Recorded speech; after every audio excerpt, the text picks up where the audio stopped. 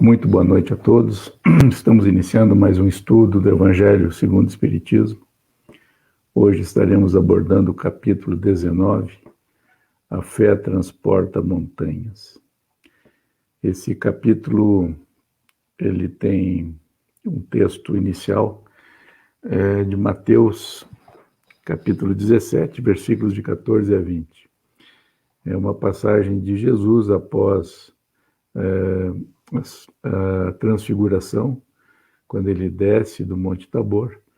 Então, ele veio até o povo e um homem se aproxima dele, lançando-se-lhe de joelhos aos pés, e lhe disse: Senhor, tende piedade de meu filho que está lunático e sofre muito, porque ele cai frequentemente no fogo e frequentemente na água. Eu o apresentei aos vossos discípulos, mas não puderam curá-lo. E Jesus respondeu dizendo: Ó raça incrédula e depravada, até quando estarei convosco? Trazei-me aqui essa criança. E Jesus, tendo repreendido o espírito, ele saiu da criança, que foi curada no mesmo instante.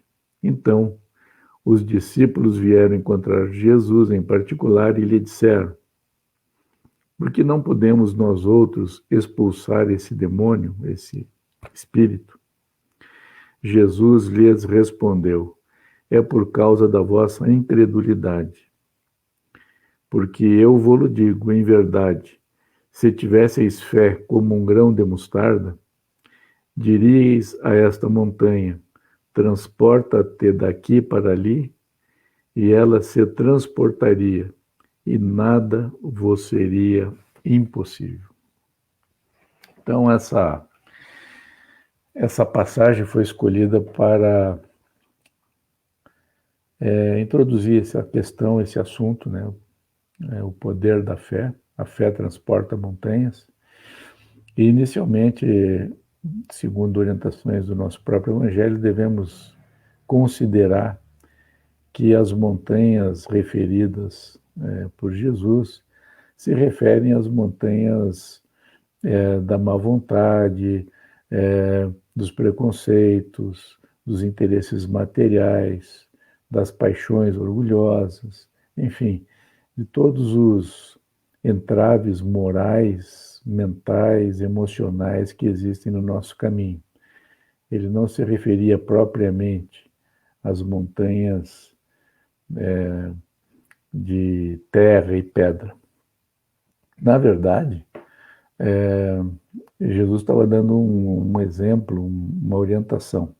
Mas, se nós pudéssemos ir ao encontro das leis que regem a vida, nós poderíamos considerar, sim, que o espírito, ele plasma a matéria e a própria formação dos mundos e a manipulação da matéria é feita por espíritos e por massas inumeráveis de espírito. Então, nesse aspecto, nesse nível de compreensão que Jesus está falando, ele está se referindo às montanhas de dificuldades. Mas, numa acepção mais rigorosa, nós poderíamos também depreender disso que, sim, os espíritos de grande envergadura manipulam a matéria de uma forma incompreensível para nós nesse momento. Mas isso é só um detalhe, vamos nos ater à lição. Então, inicialmente devemos considerar que essa fé que Jesus se refere, essa ação fluídica que ele demonstrou, ela é uma virtude, uma qualidade que pode ser adquirida, né? E muitas pessoas, ela se apresenta de uma forma inata, que revela já um progresso anterior, né, ao longo das vivências, das reencarnações, a partir de experiências em que o espírito vai se ajustando e vai compreendendo e colocando em ação e de uma forma até intuitiva e subconsciente, ele inicia a ter uma confiança e uma capacidade maior para a manipulação fluídica, vamos falar assim, ou a projeção fluídica dos seus pensamentos, das suas emoções e das suas, vamos dizer, das suas ideias. Então, ela pode ser desenvolvida ou ela pode se demonstrar como inata. No entanto, ela deve se apoiar na razão, né? Existe assim uma ingenuidade muito grande assim das pessoas de maneira geral, entendendo que a fé é algo que é capaz de realizar coisas impossíveis. O próprio sentido da palavra milagre dentro da doutrina espírita, ela tem uma conotação toda especial, porque milagre não existe. Milagre seria contrariar uma lei da natureza. E nós, espíritas, né, trabalhamos com o conceito de que isso não é possível. Então, os verdadeiros feitos, aquelas ações impressionantes, que Jesus é talvez o maior exemplo, né, que nós temos, ele não faz milagres no sentido de contrariar as leis de Deus, do Criador, e sim no conhecimento dessas mesmas leis e na aplicação da sua força fluídica imensa. Então, o conhecimento combinado com uma potência fluídica permite, a Jesus o permitiu, né, na sua passagem entre nós, a realização de feitos que foram chamados de milagres, mas que não têm absolutamente uma natureza de contrariar as leis, mas devido ao nosso desconhecimento. A gente, nesse ponto, a gente costuma lembrar da figura da colonização brasileira, chamado Anhanguera, um bandeirante. Ele causou medo nos índios ao colocar fogo na cachaça. Ele colocou cachaça numa frigideira e ateou fogo. Os índios, como não conheciam cachaça, acharam que ele estava colocando fogo na água. Então chamaram-no de Anhanguera, e ele ficou com um conceito muito elevado diante dos índios, que achavam que ele era capaz de fazer verdadeiros milagres. Mas, na verdade, não era um milagre, é porque os índios não conheciam a cachaça, que é inflamável e é transparente como a água. Então, esse fato a gente utiliza para trazer essa percepção que o fato do nosso desconhecimento do funcionamento de muitas leis faz com que a gente, ao não entender o funcionamento, diga que é um milagre, mas que na verdade não existe isso. Como, por exemplo, o primeiro milagre de Jesus, transformando água em vinho. Ora, a capacidade de Jesus ia até mesmo ao ponto da transformação molecular dos fluidos. Isso é algo que parece impressionante, mas não é algo tão fantástico assim dentro de um conceito maior, de um espírito maior como Jesus. Nós tivemos aqui mesmo há poucos anos, né, entre nós o Sai Baba, famoso em todo o mundo, com seguidores aos milhares, e era muito característico de Sai Baba não só a materialização de objetos físicos, como a transmutação de determinados fluidos, como ele o fez, transformando água em gasolina. E isso devido à sua vontade.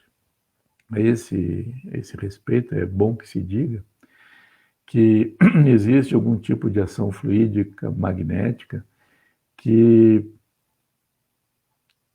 existe a ajuda, vamos dizer assim, da espiritualidade, como um fenômeno mediúnico, onde o médium empresta o seu fluido e os espíritos desencarnados manipulam esse fluido e podem produzir diversos fenômenos, muito em especial os fenômenos de materialização. No entanto, conforme depoimento do próprio Divaldo Pereira Franco, que esteve lá na Índia visitando Sai Baba, Divaldo afirma que a ação de Sai Baba era uma ação pessoal dele. Ele manipulava os fluidos, ele detinha não só o conhecimento, como a força magnética necessária para produzir esses efeitos, sem que aquilo fosse uma ação mediúnica, e sim pela força da sua própria vontade. Então, a gente está dando esses exemplos para caracterizar essa força fluídica que é capaz de realizar muitas coisas, né? Como Jesus demonstrou em várias ocasiões, e que, na verdade, não são milagres, e sim uma força magnética direcionada, né, por alguém que conhece leis com uma profundidade maior e possui um magnetismo já bem desenvolvido. Então, é uma força que se desenvolve, todos nós poderemos tê-la, todos nós a temos, na verdade, e em muitos casos a utilizamos sem mesmo perceber. E isso está na nossa vida diária, quando queremos alguma coisa, quando nos preocupamos com alguma coisa, como quando emitimos pensamentos, principalmente quando os nossos pensamentos e as nossas emoções se alinham, né, e não se conflitam, como normalmente acontece na nossa vida. Quando nós conseguimos alinhar a nossa vontade com o nosso pensamento, com a capacidade fluídica que temos, mesmo sem conhecer adequadamente o funcionamento da mecânica física, né, molecular, da matéria e das ondas de maneira geral, nós muitas vezes conseguimos produzir fenômenos. Por exemplo, uma mãe preocupada com seu filho, só a presença da mãe já em muitos casos promove uma melhora acentuada nas crianças, em função de a mãe colocar essa força em ação de uma maneira completamente, vamos dizer, intuitiva, subconsciente. É o seu desejo profundo, a sua boa vontade, o direcionamento da sua atenção é capaz de realizar verdadeiros prodígios. Então, era isso que Jesus fazia. Quando Jesus afasta esse espírito que era um obsessor da criança, ele utiliza exatamente essa força aliada ao conhecimento. E não só ele, vamos dizer assim, afasta esse espírito, como ele, vamos dizer, ajusta esse espírito na sua vibração, no seu amor, na sua produção de fluidos em doses enormes, fazendo com que esse vampiro, verdadeiro vampiro emocional, não só tivesse compreensão do erro que estava cometendo, como também poderia se nutrir da energia que Jesus lançava sobre ele, permitindo que ele pudesse se desligar dessa criança sem, vamos dizer assim, uma consequência vibratória pior, porque quando existem casos obsessivos de duração prolongada, essa convivência dos dois espíritos apoia-os um ao outro, de maneira que uma retirada repentina pode causar abalos vibratórios em ambos. Então, Jesus, no seu grande poder, no seu grande conhecimento, ele não só afasta, como ele contém, como ele envolve todas aquelas pessoas que estavam ali na sua vibração, no seu magnetismo, dando equilíbrio e bem-estar a todos, proporcionando um encaminhamento adequado à situação. Quando nós vemos o que normalmente se chama de exorcismo, atualmente até mais a gente vê com uma certa frequência as pessoas fazendo, expulsando demônios, fazendo aquela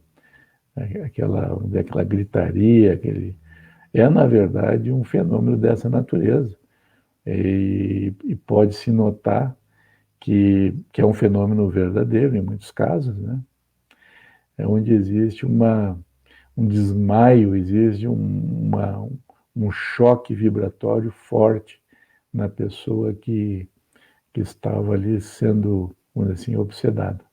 Ocorre que esses fenômenos, eles devem ser acompanhados de instrução, de refazimento, de entendimento dos acontecimentos, para que isso não se torne simplesmente uma expulsão momentânea e depois que tudo possa retornar em função do não encaminhamento desses irmãos que estão ali em processo, com várias razões, mas processos de vingança, ou processos mórbidos, de vampirização. Esses espíritos, que são os obsessores, eles necessitam não só de expulsão, eles necessitam de orientação, de acolhimento e de um caminho possível para que eles consigam se desenvolver, consigam compreender, consigam abdicar também pela sua emoção, pela sua razão, daqueles processos que levam a tanto sofrimento. Mas, enfim, nós, então, não devemos confundir o fenômeno da fé, a fé que transporta montanhas, com o fenômeno infantil, ingênuo, achando que o ser humano é capaz de contrariar as leis da natureza, que ele é capaz de operar milagres fantásticos. Não é isso que acontece, e muitas vezes as pessoas, na sua ingenuidade, na sua credulidade, acabam se expondo de uma maneira assim muito triste a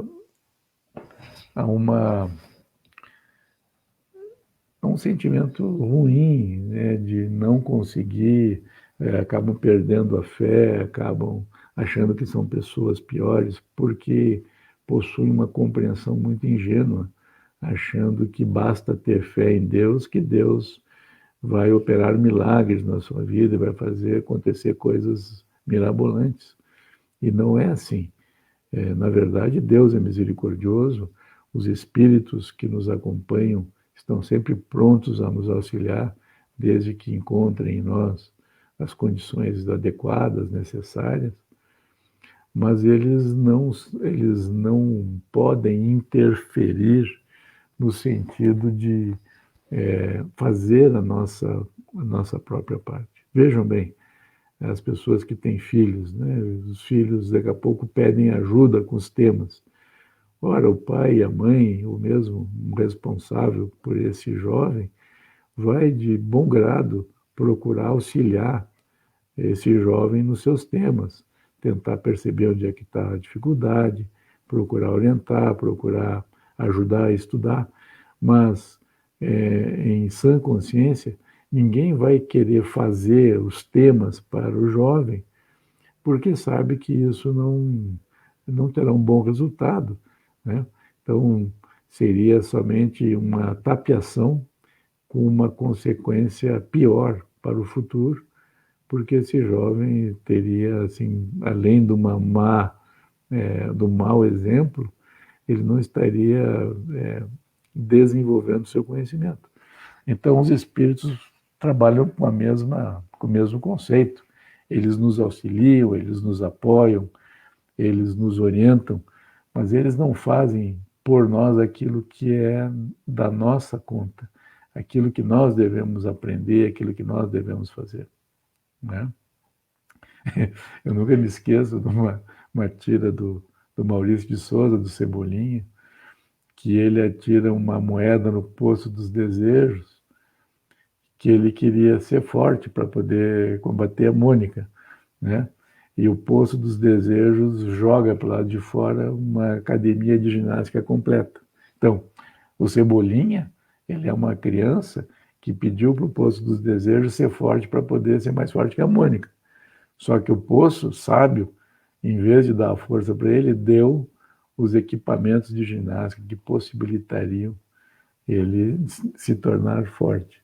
Então, essa ingenuidade, infelizmente, que é uma questão até, assim, parece bem infantil, mas a nossa cultura religiosa, a nossa cultura espiritual, muitas vezes age dessa forma, entendendo que, como Jesus falou que a fé transporta montanhas, e que se nós tivéssemos fé como o tamanho de um grão de mostarda, nós operaríamos verdadeiros milagres, as pessoas ficam achando que basta querer que Deus vai arrumar a nossa vida de uma maneira mágica.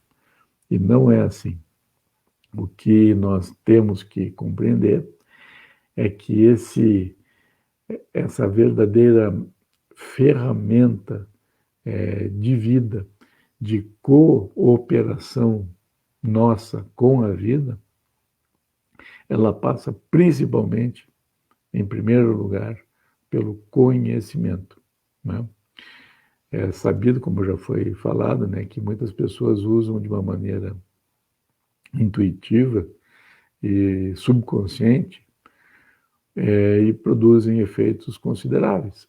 No entanto,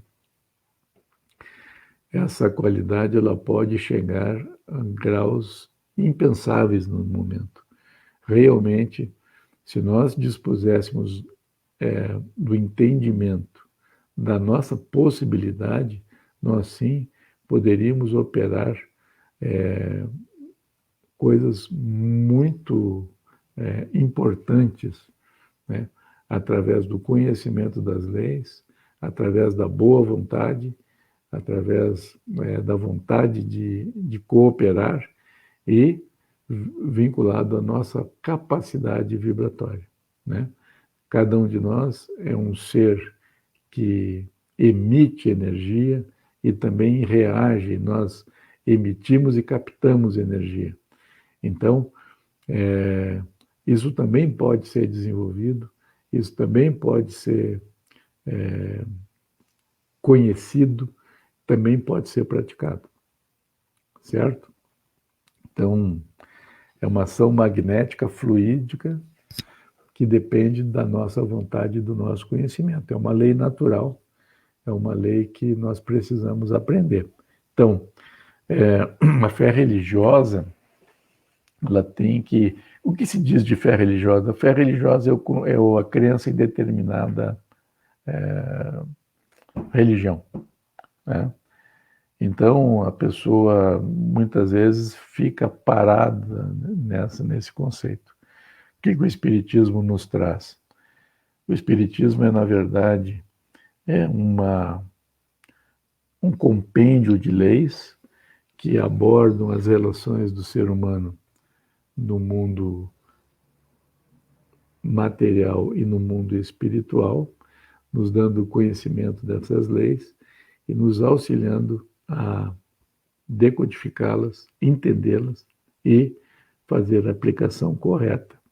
Então, o nosso Evangelho tem na folha de rosto a frase. Vamos ler.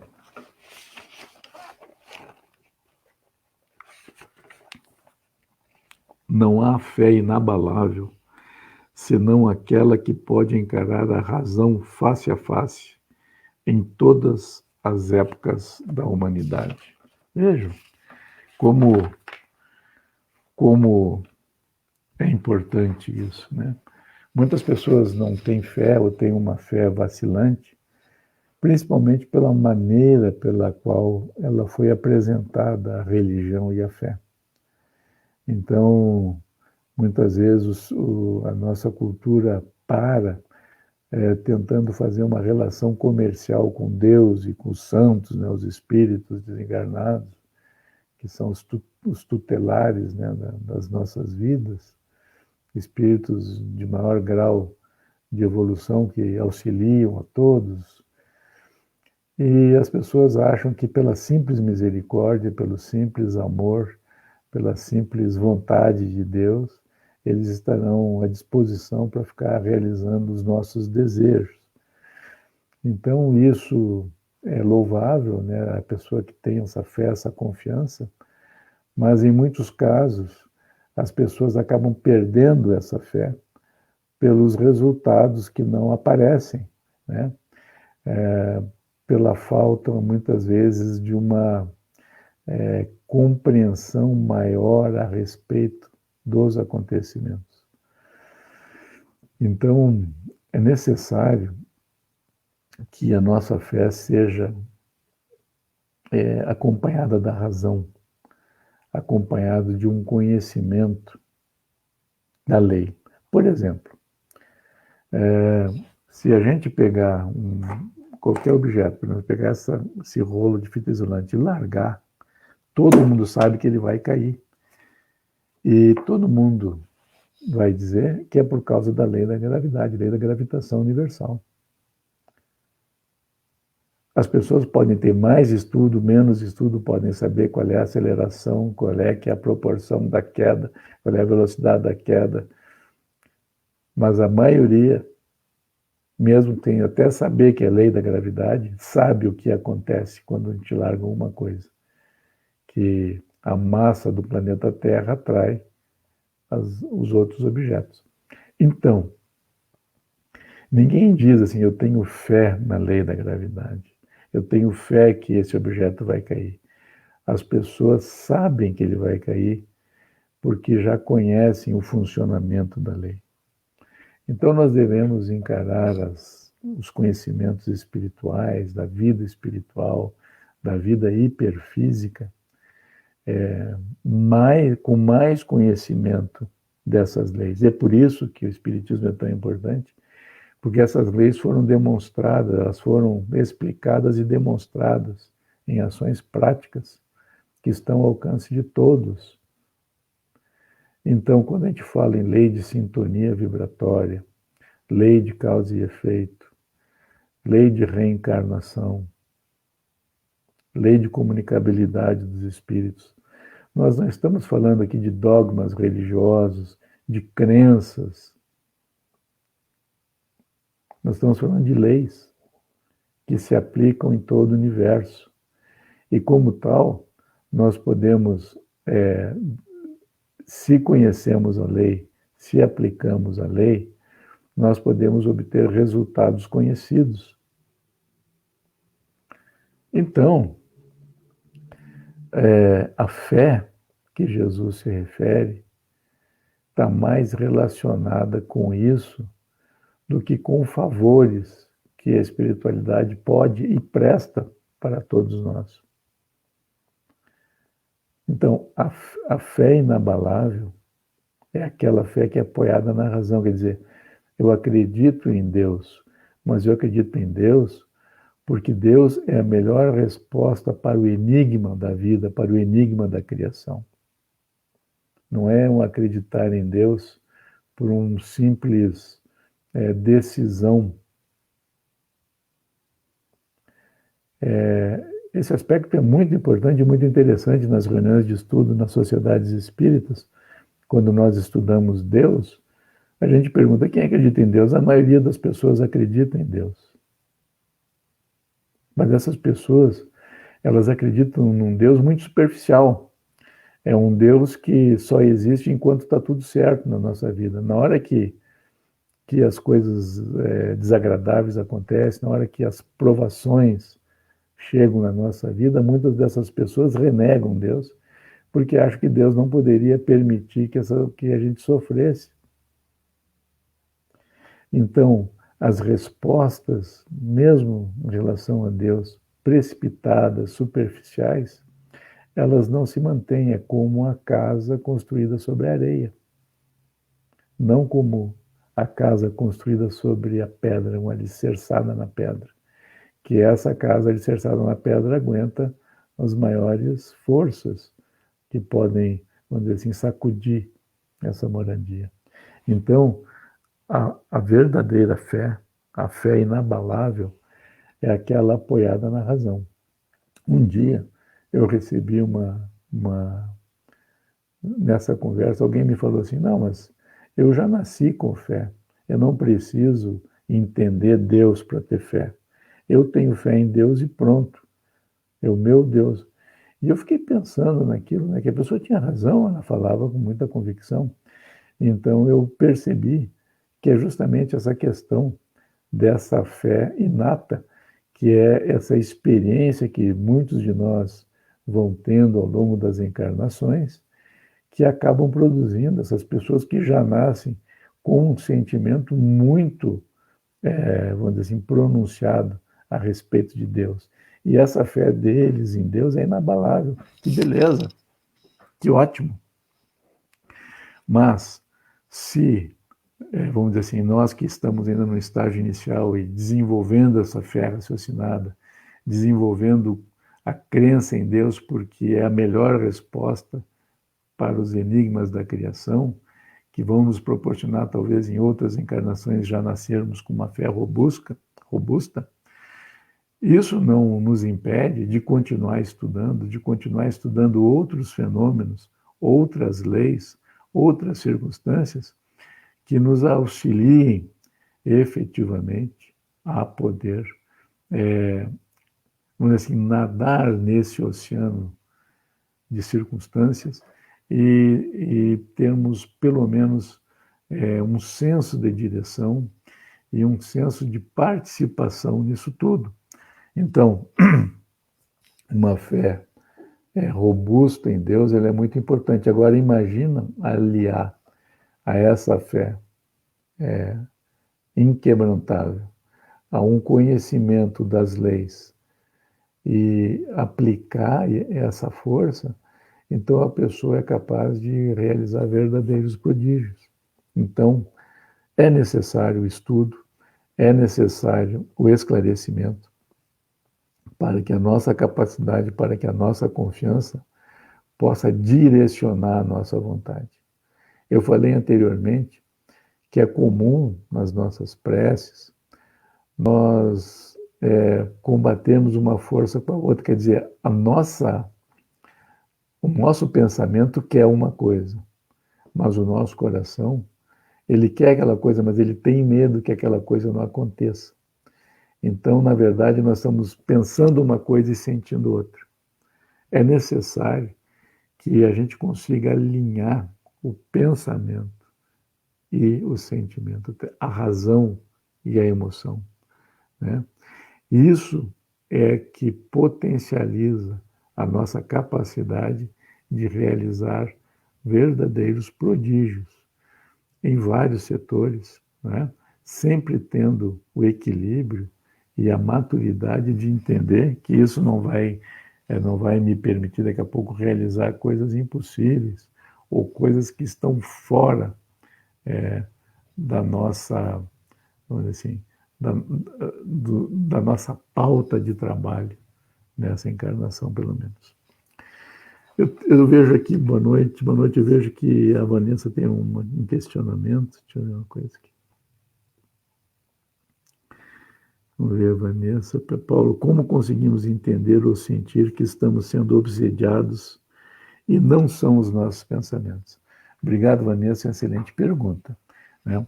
O Livro dos Espíritos nos recomenda o autoconhecimento.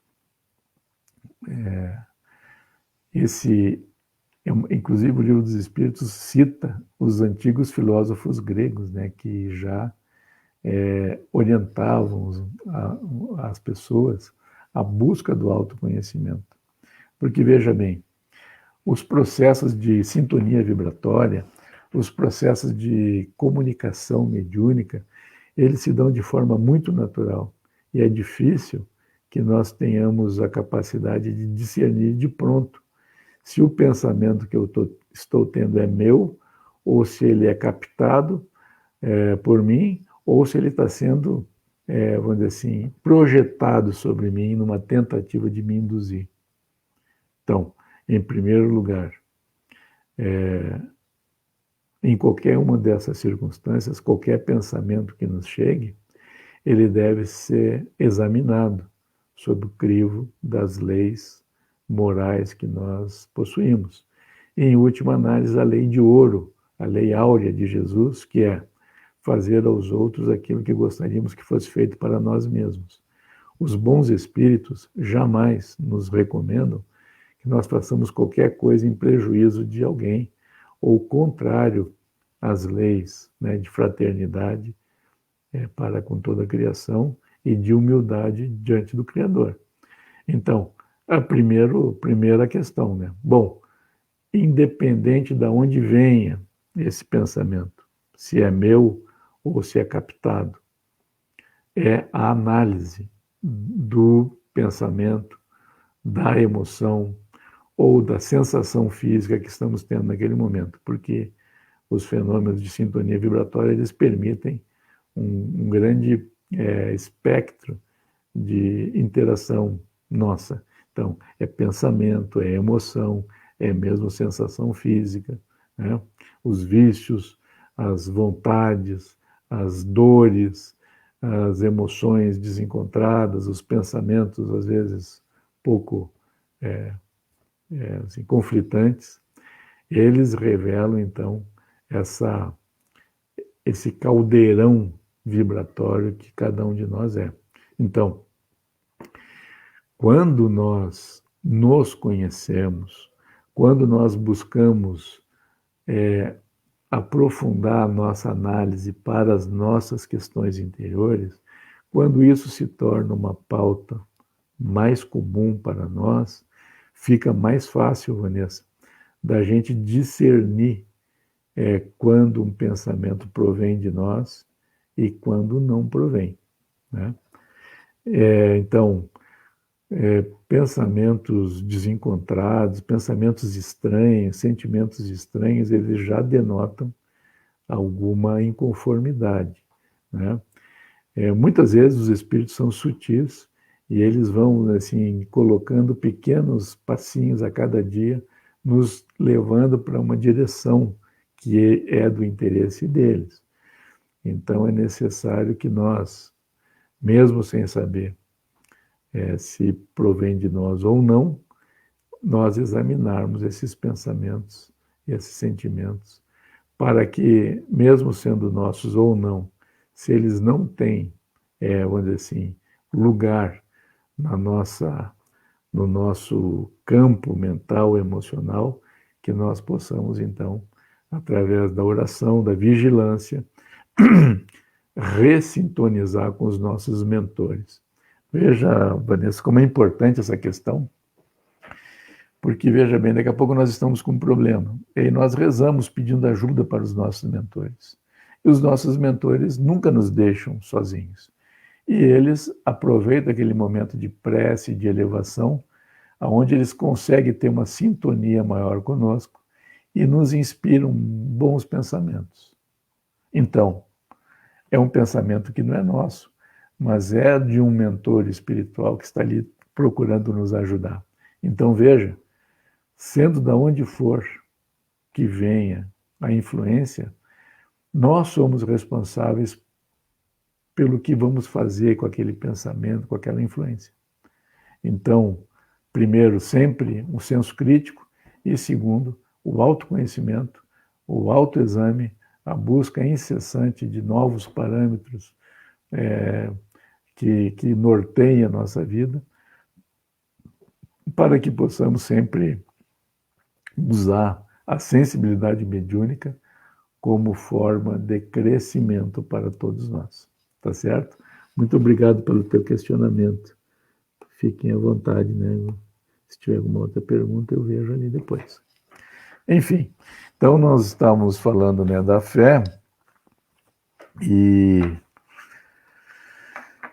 não há fé inabalável senão aquela fé que pode encarar a razão face a face em todas as épocas da humanidade. Então, quer dizer que para nós acreditarmos em alguma coisa, eu falo nós espíritos, nós temos que fazer uma crítica profunda. O espírita, ele é convidado a criticar todo o conhecimento. A busca de falhas, de possíveis brechas, de inconsistências. O espírita, ele não tem medo de questionar a fé. Não é pecado. Às vezes as pessoas nos estudos elas ficam um pouco até chocadas, né? Quando a gente mesmo provoca esse questionamento, por exemplo, a respeito de Deus, a gente pergunta como é que Deus é esse que permite que crianças sofram, de crianças que nasceram, não fizeram nada, aparentemente, para merecer tal sorte de sofrimento. Que Deus é esse? As pessoas ficam, às vezes, chocadas, mas é que as pessoas têm medo de questionar porque acham que é pecado, acham que Deus vai ficar chateado com elas e não vai dar as coisas que ela quer. Então, vejam esse pensamento infantil que nos acompanha, achando que Deus é um comerciante que beneficia aquelas pessoas que são boazinhas e que são, vamos dizer, quietinhas, que não reclamam, que não incomodam. Na verdade, Deus criou as leis para nos guiar. E é necessário que nós possamos fazer um exame muito aprofundado daquilo que realmente faz sentido e daquilo que não é puro preconceito ou dogma ou ideias que são ultrapassadas, que já não servem mais para explicar os fenômenos que vivemos. Então não é pecado nenhum, é na verdade a ação de uma pessoa que tem sabedoria, buscar a melhor explicação. Pois no exemplo citado, a pessoa fica no início chocada com esse questionamento, mas depois, ao entrar em conhecimento com a lei de causa e efeito, que é a lei que nos responsabiliza pelos nossos atos, e juntamente com a lei de reencarnação, que nos coloca de volta no mesmo, vamos dizer assim, cenário para, vamos dizer, restabelecermos a verdade e o equilíbrio das coisas, as pessoas começam a entender, bom, não é que Deus seja mau ou esteja descuidado, é que Deus, através da sua sabedoria infinita, nos dá a oportunidade de trabalharmos pelo nosso aperfeiçoamento, de reescrevermos uma história que está mal escrita, de refazermos uma coisa que foi mal feita, de construirmos o que foi destruído e de resgatarmos o nosso, vamos dizer assim, a nossa virtude através do trabalho, do estudo e das boas ações. Então vejam que é através do questionamento, é através da compreensão mais profunda das leis que nos regem, que nós adquirimos uma fé mais sólida, porque aí sim, uma pessoa que acaba chegando à conclusão que Deus realmente é a melhor explicação que existe para o fenômeno da vida, então pode chover, pode chacoalhar, pode acontecer o que acontecer. Essa pessoa vai estar ciente, ela vai estar confiante que aquilo faz parte e ela sabe como lidar com aquilo. Ela sabe que aquelas circunstâncias trazem informações muito importantes para o nosso ajustamento e o nosso aprimoramento. Mas isso é matéria de um outro de uma outra reflexão, de outro estudo.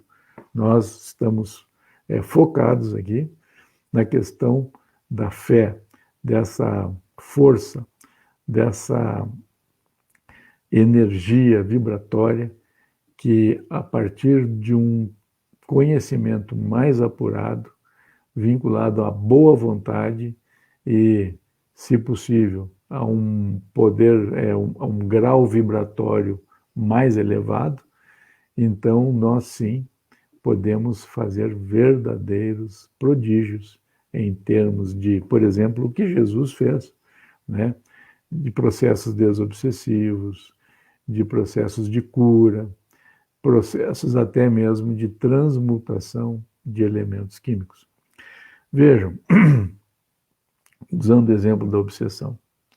O processo obsessivo se dá com as entidades espirituais envolvendo a vítima numa psicosfera, num verdadeiro campo vibratório, através do qual eles influenciam com muito mais, vamos dizer assim, profundidade as suas vítimas.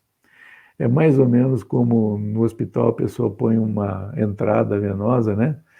Põe um acesso na veia e depois põe o plasma lá e depois só vai trocando. Terminou a bolsa, você vai lá, troca a bolsa, mas o acesso continua sempre o mesmo. Então, esse acesso que é feito através de uma psicosfera, ele envolve essa pessoa. Então, cada pessoa que nós percebemos que está em processo obsessivo, se nós orarmos por essa pessoa, se nós irradiarmos para essa pessoa, se nós pensarmos nessa pessoa e envolvermos essa pessoa no nosso carinho, no nosso amor, na nossa boa vontade, a energia que nós emitimos e que nós fazemos chegar a essa pessoa é uma energia de maior teor vibratório que é utilizada pelos espíritos obsessores. Logo, essa energia, ela tem a força dispersante, ela dispersa essa névoa, esse acesso que está, vamos dizer assim, envolvendo o obsedado, permitindo a essa pessoa que ela recobre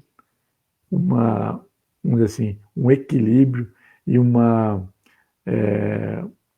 capacidade de perceber-se muito mais real, muito mais ela mesma.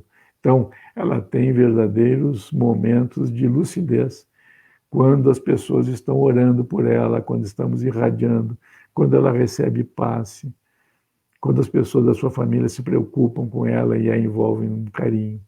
Então, vejam, isso é o exemplo citado. É o que Jesus fazia, que chegava a curar verdadeiramente pessoas que estavam com lepra. Então, não só em nível vibratório espiritual, mas reconstitutivo do próprio organismo. Então, isso não é milagre. Isso não é contrariar as leis da natureza.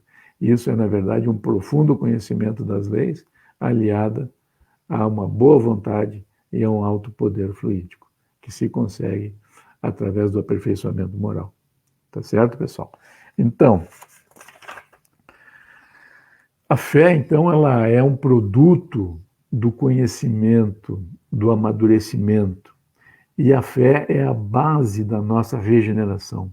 É através da fé que o ser humano, então, se coloca diante da vida com uma nova visão. A pessoa consegue perceber-se como um espírito infinito, com uma consciência individual, intransferível, regido por leis sábias, virtuosas e misericordiosas. Então, a fé, ela é a mãe da esperança, porque ela permite que nós compreendamos que a vida possui um propósito positivo, um propósito de crescimento. E ela também é a mãe da caridade, porque ao entendermos as principais leis que regem a vida, entendemos que através da nossa compreensão de que somos todos criaturas e que todas as criaturas temos as mesmas prerrogativas diante da vida, que nós devemos fazer aos outros aquilo que gostaríamos que fosse feito para nós, porque nós queremos ser respeitados, portanto, temos que respeitar. Nós queremos ter liberdade, portanto, devemos dar liberdade para os outros. Nós queremos que as pessoas tenham limites, então nós também temos que ter limites. Então, dessa forma, a fé, ela é capaz de construir um mundo de regeneração. Ela é capaz de trazer para nós o procedimento ético de cada indivíduo que consegue se perceber como uma criatura que faz parte de um todo, que tem um propósito, que tem um caminho, tem uma luz que ilumina esse caminho. Então, a fé, ela pode ser divina, quando ela nos coloca nesse caminho, mas ela pode também ser humana, ela pode ser muito humana, quando nós utilizamos esse conhecimento para co-criarmos com Deus, para trabalharmos com as nossas ferramentas, com as nossas possibilidades, na tarefa de construção de um mundo melhor, e até mesmo dos nossos próprios interesses, desde que eles sejam interesses éticos, interesses que respeitem também as outras criaturas. Dessa maneira, né, nós gostaríamos de ler alguns trechinhos aqui, só para concluir, né, que eles são trechos tão bons que eu até gostaria de compartilhar com vocês. Então, o poder da fé recebe uma aplicação direta e especial na ação magnética.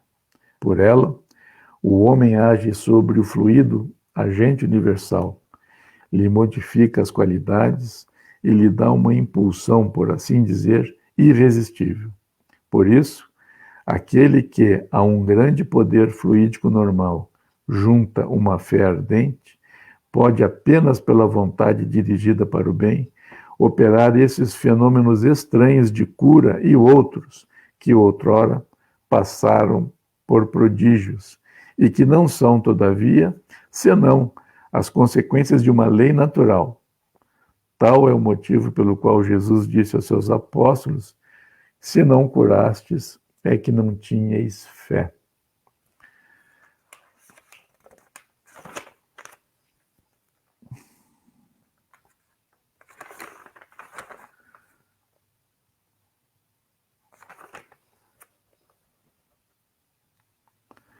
O homem de bem, que crendo em seu futuro celeste, quer encher a sua vida de nobres e belas ações, aure em sua fé, na certeza da felicidade que o espera, a força necessária, e aí ainda se cumprem milagres de caridade, de devotamento e de abnegação.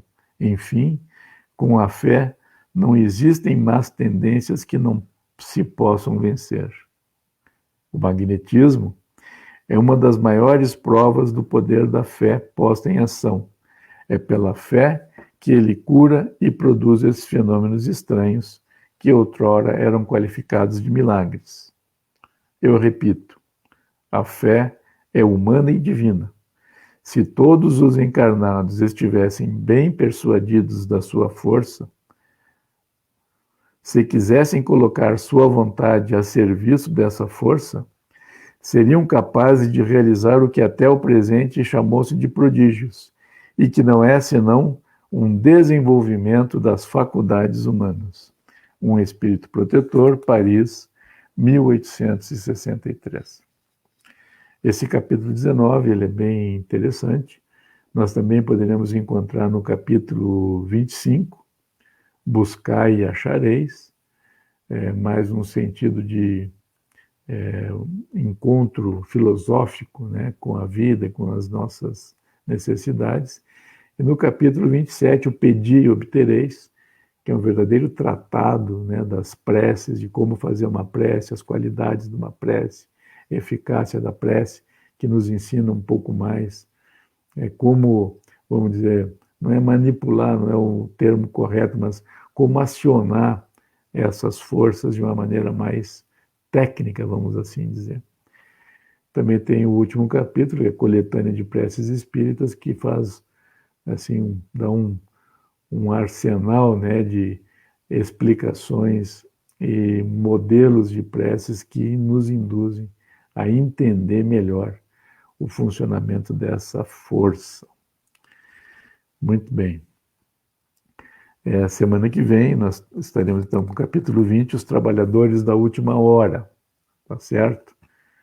Por hora, nós agradecemos a atenção de todos, a Catalina Zumpano, a Ângela Feijó, a Tânia Maria Ribaschi Fogazzi, a Vanessa Moura, Marinês Silva, seu Vladimir Fogazzi, a Cláudia Roldo, a Nilva Becker Barbacove, a Lígia Beatriz Biazeto, Fábio Tavares, a Idiane Bolzani, a Neca, Dalva Rocha, a Iracema Spanenberg, Roselen Schneider, Maria Dulce de Brito, a Ana Lúcia Jung e a Aninha Gobi.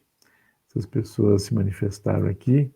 Eu agradeço muito a atenção e gostaria de convidar todos para que juntos possamos, à luz do que foi refletido, do que foi tratado nessa noite, que possamos juntos elevar os nossos pensamentos e os nossos sentimentos a Deus, em agradecimento a essa força maravilhosa de vida, de coerência, de amor, de misericórdia, e agradecermos por estarmos vivos e conscientes, estarmos tendo a possibilidade de sermos instruídos à luz da doutrina espírita para o nosso aprimoramento. E ao agradecer, ao reconhecer essa possibilidade maravilhosa da vida, de nos unirmos e irradiarmos para o nosso planeta inteiro muita, muita boa vontade, muita esperança, muita fé, muita caridade, para que a nossa energia, por menor que seja, que ela possa contribuir no equilíbrio geral do nosso planeta, dispersando as energias ruins, o ódio, a incompreensão, o egoísmo, o orgulho, as paixões desenfreadas e, de alguma maneira, darmos a nossa pequena contribuição para a entrada do nosso planeta no mundo de regeneração que já iniciou o seu período. Muito obrigado a todos, muito boa noite, até a semana que vem. Grande abraço.